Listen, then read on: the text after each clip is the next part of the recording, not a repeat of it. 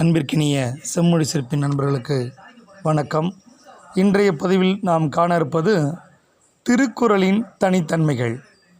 திருக்குறள் இல்லாத இடமே இல்லை, நாடுகளே இல்லை, திருக்குறளை பற்றி பேசாத மனிதர்களே இல்லை என்ற அளவிற்கு திருக்குறள் நம் உணர்வோடும் குருதியோடும் கலந்திருக்கிறது.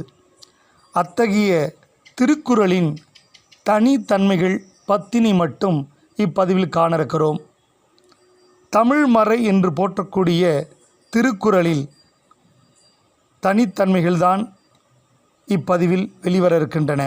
1.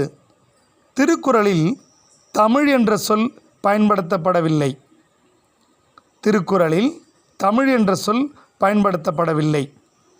திருக்குறள் முதலாக அச்சிடப்பட்ட ஆண்டு 1812. 2. தமிழ் உயிரெழுத்துகளில் ஒன்றான ஔ மட்டும் திருக்குறளில் இடம்பெறவில்லை. 3. திருக்குறள் நூலில் இடம்பெற்ற 2 மரங்கள் பனை மற்றும் மூங்கில். 4.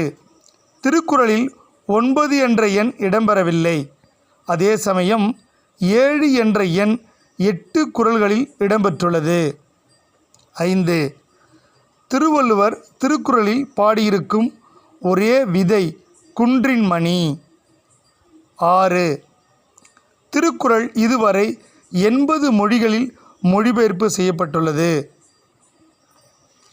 7.